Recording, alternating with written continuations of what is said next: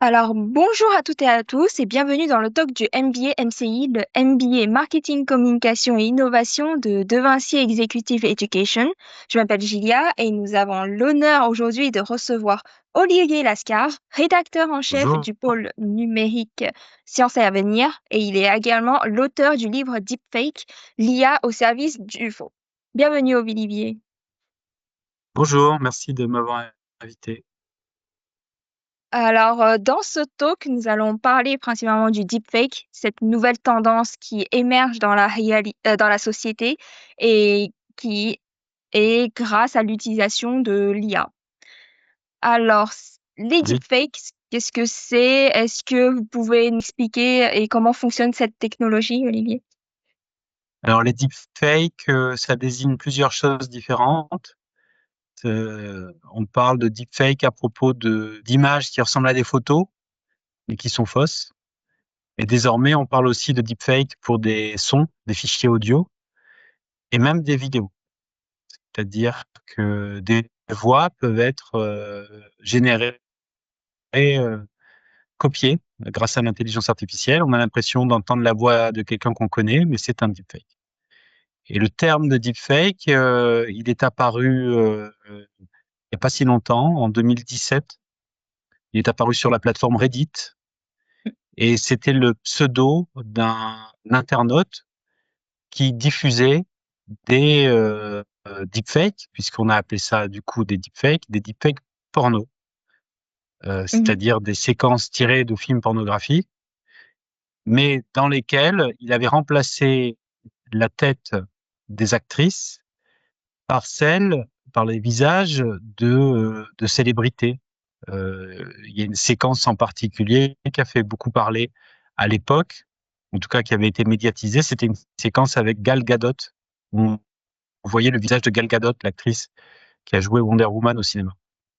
Mhm. Et cette circonstance du surgissement des deepfakes par le porno, c'est très caractéristique parce que ça montre que c'est devenu aujourd'hui une sorte d'outil de harcèlement, quoi, le deepfake.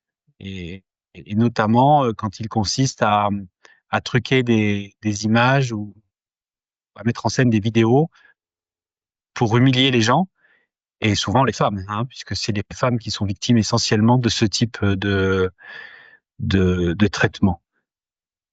Et donc, en fait, c'est plus un outil de cyber harcèlement, de cybercriminalité qui sont utilisés.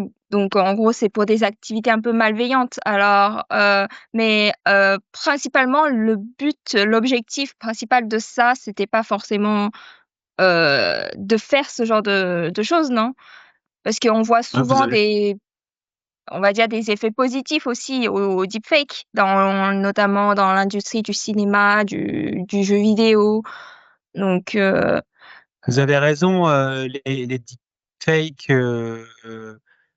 on a tendance en ce moment à parler surtout des aspects négatifs parce que ils existent et il faut en parler pour les connaître et s'en protéger. Mais c'est avant tout une technologie et la mm, technologie, elle est ce qu'on en fait. Il y a des gens qui vont vous dire qu'un marteau, par exemple, c'est un outil de technologie et qu'un marteau, ça permet d'accrocher un beau tableau au mur, mais ça permet aussi de taper la tête de son voisin, quoi. Donc, un outil en lui-même euh, n'est pas bon ou mauvais. Bon, c'est un point de vue qui peut se discuter, hein, parce que si l'outil dont on parle, c'est l'arme atomique, bah, le sens, il est induit par l'objet quand même, hein. Donc, il y a des gens qui vont dire que l'intelligence artificielle, quand même, provoque des effets ou des usages qui sont forcément négatifs. Pour moi, mon point de vue, il est un peu plus neutre et effectivement, j'ai l'impression que même dans les deepfakes, on peut trouver des usages positifs. Dans mon livre, par exemple, je discute avec une spécialiste du cerveau, une psychologue, mm, qui pense qu'on peut utiliser les deepfakes dans des traitements pour des personnes qui souffrent de stress post-traumatique. Donc oui, il y a des usages sans doute positifs des deepfakes. On en trouve quand on cherche. Ils sont quand même sans doute encore à inventer dans la mesure où c'est plutôt les effets négatifs qui sont les plus visibles, quoi. Oui. Et donc, quelles sont, par exemple, les solutions peut-être technologiques qui existent aujourd'hui pour peut-être identifier ces deepfakes et d'éviter peut-être qu'on tombe dans le piège et si elles sont efficaces ou pas, en fait. Parce que la technologie se développe, enfin, plus la technologie de contre-attaque se développe, plus les deepfakes, j'ai l'impression qu'ils se développent eux-mêmes aussi. Et donc, il Vous y avez a double raison, vous avez côté. raison. Alors, il faut d'abord préciser une chose, c'est que s'agissant des images deepfake, c'est-à-dire des images qui avaient l'air de photos mais qui n'étaient pas vraies, il y a encore de cela 2 ans, 1 an et demi, on pouvait dire, eh bien, pour détecter le deepfake, il faut le regarder, il faut bien le regarder. Si vous le regardez bien, vous allez voir des bizarreries dans l'image. Vous allez voir que la main a 6 doigts au lieu de 5. Vous allez voir que la personne qui est représentée, elle a 2 boucles d'oreilles qui ne sont pas les mêmes. Vous allez voir que derrière elle, il y a une affiche sur laquelle il est écrit du charabia, quoi, des mots Mm, qui n'ont aucun sens. Ça, c'était vrai il y a 1 an et demi, c'est plus vrai aujourd'hui. C'est-à-dire que les images qui sont générées par l'intelligence artificielle sont quasi parfaites, quoi. Donc, on peut plus se dire c'est détectable à l'œil nu. mm, Donc, comme vous l'évoquez, désormais, il y a des laboratoires qui essayent de trouver des systèmes qui fonctionneraient comme des détecteurs de deepfake. Et effectivement, on va être dans un mouvement qui ressemble un petit peu à ce qui se passe avec les virus et les antivirus. C'est-à-dire mm, que il y a un virus dans le monde informatique, et ben il y a les sociétés de cybersécurité qui vont proposer un logiciel qui est efficace, très efficace, parfaitement efficace contre ce virus. Et puis un jour, il y a un nouveau virus qui apparaît et il est plus fort que l'antivirus. Et dans ce cas-là, la société de cybersécurité doit fabriquer un nouvel antivirus. Donc c'est un jeu du chat et à la souris. Et les spécialistes des deepfakes pensent que pourra arriver à une situation comparable avec les deepfakes. C'est-à-dire qu'un jour, on va mettre au point des détecteurs de deepfakes qui seront assez bons pour les deepfakes qui seront usés à la même époque, mais quand ces deepfakes vont s'améliorer, il faudra un nouvel outil. Donc ça se comprend, cette forme de logique, cette façon de penser, mais il faut même dire qu'aujourd'hui, les solutions logicielles qui sont proposées pour détecter les deepfakes, ça marche pas bien, quoi. Donc c'est très difficile de ah, détecter les deepfakes. Très ah, difficile. ok. Tant et si bien que aujourd'hui, les spécialistes de cette question expliquent qu'il faudrait mieux mettre au point des systèmes de cybersécurité ou de tatouage numérique pour sécuriser le vrai, pour donner une sorte de brevet de vérité à la photo qui sort de l'iPhone ou qui sort de la caméra, plutôt que de se casser la tête à trouver des moyens de détecter le faux, quoi. Ah, c'est le Détecter terme le de faux, watermark, ce que vous avez déjà évoqué, c'est ça? ouais, c'est ça. Les Oui. watermarks, on parle aussi de tatouage numérique, c'est des indications qui pourraient être cachées dans l'image numérique et qui seraient générées en même temps que l'image par l'appareil de prise de vue qui a fait l'image et qui Mhm. serait une sorte de code source, quoi, disant ben, cette photo a bien été prise par un appareil photo. Elle n'est pas trafiquée, elle n'est pas fabriquée par l'intelligence artificielle. D- Donc, il y a beaucoup de D'accord, voix dans les spécialistes cybersécurité qui poussent là-dessus, quoi. d'accord. Et est-ce qu'il y aura, enfin, il y a des lois qui commencent à arriver pour nous protéger et peut-être cadrer cette utilisation? Est-ce que vous pouvez peut-être nous en dire un peu plus? Alors, il y a effectivement des lois. En Europe, il y a un dispositif qui s'appelle l'IA Act, euh, lequel les responsables de la Commission européenne se sont penchés sur les problèmes liés à la manipulation des images avec les deepfakes. Ils ont proposé un certain nombre de règlements, notamment le fait que les images générées par IA ne sont pas interdites, évidemment, Mm. mais elles doivent être diffusées avec la pression en permanence que c'est modifié par l'intelligence artificielle. Euh, il y a des mesures très strictes sur la question du cyberharcèlement, et Mm. notamment l'usage des deepfakes porno. Donc, la loi commence un petit peu à s'organiser, un peu tardivement, hein, mais on est face à des technologies qui vont tellement vite que le législateur a mis du temps à se mettre au diapason, quoi. Enfin, ça commence à arriver. Le Oui. problème, c'est qu'on voit que il y a un assaut qui vient des États-Unis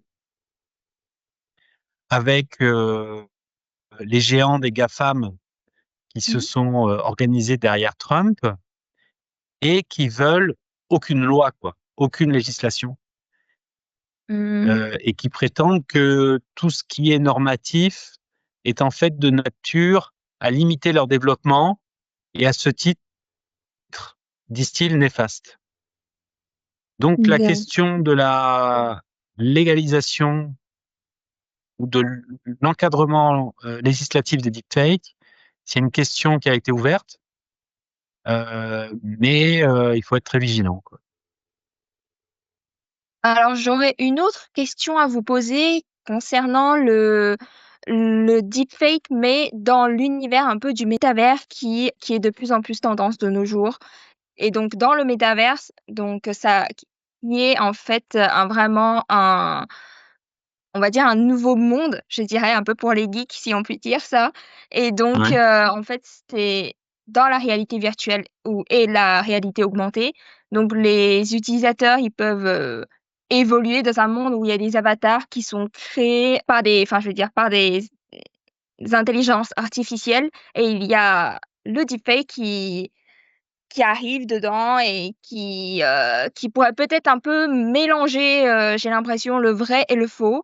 Et notamment, j'ai envie de poser un petit peu la question sur, on va dire, la tendance qui est un petit peu en Chine, notamment sur les cimetières numériques. Et donc, faire des deepfakes des défunts.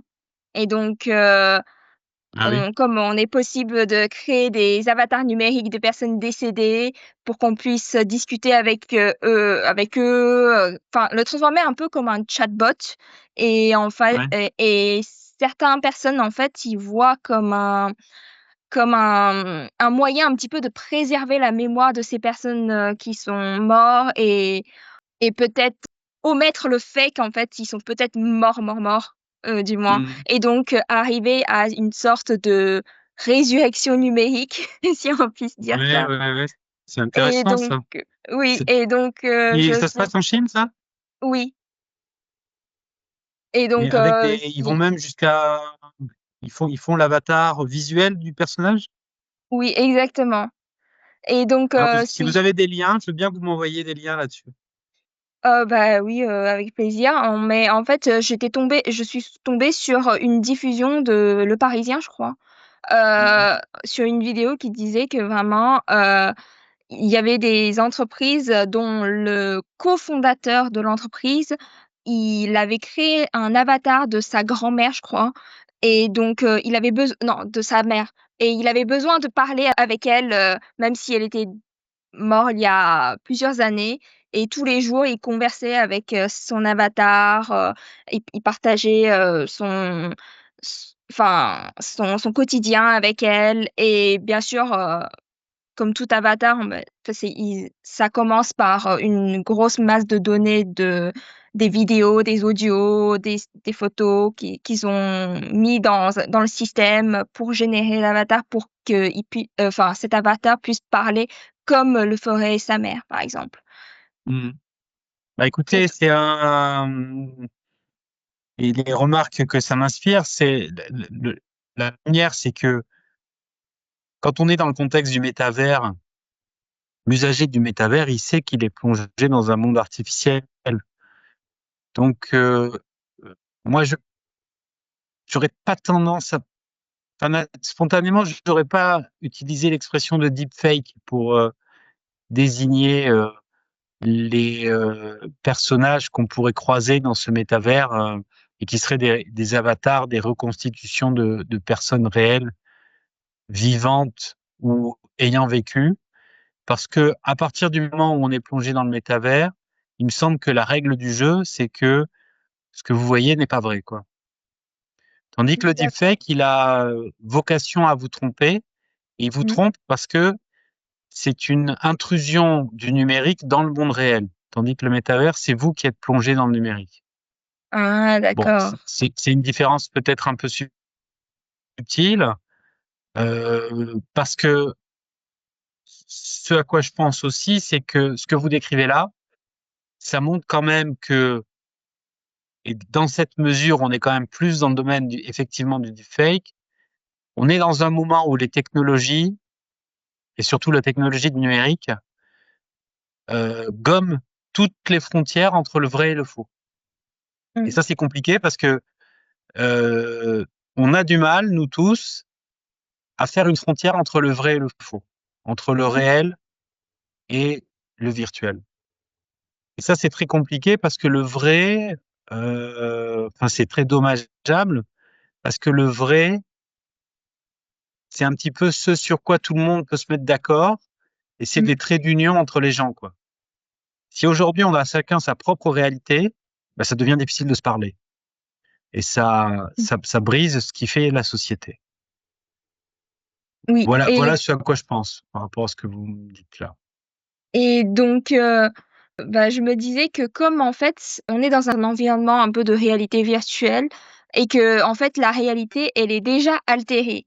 Mais qu'en plus de ça, en, pendant que je suis en interaction avec une personne qui a son avatar, mais qu'en fait, c'est une fausse personne, enfin, en tant que deepfake qui a interagi avec moi, en fait, quels seraient les dangers qui en plus s'ajoutent à ça, en fait?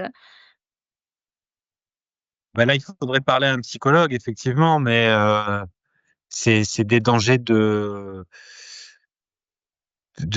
plus avoir les pieds dans le réel, quoi, hein, de plus savoir qui on est, où on va, dans quel état on évolue, hein. Mais là, j'arrive un peu aux limites de mon expertise.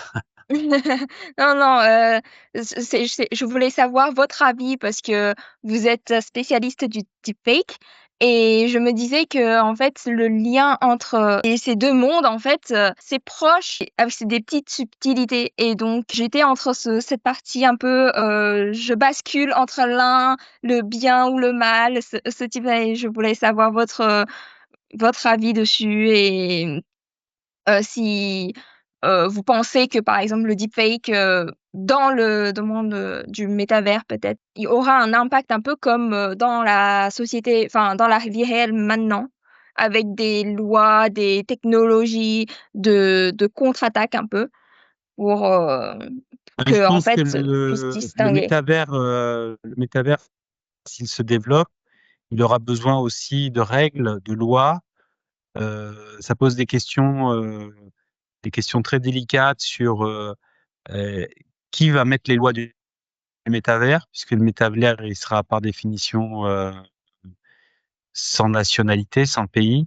Enfin, Mm. peut-être la nationalité de la société de production qui aura développé le dispositif, mais bon. Mais le métavers devra être organisé aussi pour traiter cette question du deepfake dans ce contexte-là. Mais je pense que le deepfake dans le contexte du métavers ne pose pas le même type de problème que le deepfake dans le contexte du monde réel, où D'accord. il est plus dangereux, quand même, plus dangereux. Dernière question, vraiment, pour dissimuler. En fait, il y avait eu un exemple d'une personne en Chine qui, pour dissimuler la mort de son oncle à sa mère, bah, a demandé à une entreprise qui s'appelle Deepfake de créer l'avatar, enfin, pas vraiment de créer l'avatar, mais d'utiliser un petit peu en appel temps réel, en simulant tous les traits du visage et de parler à enfin, de l'oncle décédé et de d'appeler la mère et dissimuler la mort. Comment vous voyez ça comme Ah, mais je connaissais pas cette histoire, mais c'est effrayant. Ça montre aussi que il y a une question de génération qui va se poser parce que peut-être que les générations les plus jeunes qui ont grandi dans ce contexte-là ne voient pas de problème finalement à l'usage de technologies qui font peur aux plus anciens, quoi, aux vieux. Et ça c'est troublant aussi parce que ça crée une différence entre les générations et une différence dans l'acceptation de ces technologies. Mm. Voilà. Très bien. Et merci beaucoup, Olivier, de Merci, cet Julia. échange vraiment riche en enseignements et de votre avis sur le monde du métavers. En tout cas, on espère que cet épisode vous aura permis d'apprendre plus sur le sujet passionnant du deepfake. Et ce talk va maintenant toucher à sa fin. Merci de nous avoir écoutés. Et si vous avez aimé, n'hésitez pas à liker, à partager et à vous abonner à la chaîne. Et surtout, restez connectés car on se retrouve très très bientôt pour un nouvel épisode du Talk MBA MCI. Merci beaucoup. Merci. Au revoir. Au revoir, Julia. Au revoir. Merci. Au revoir.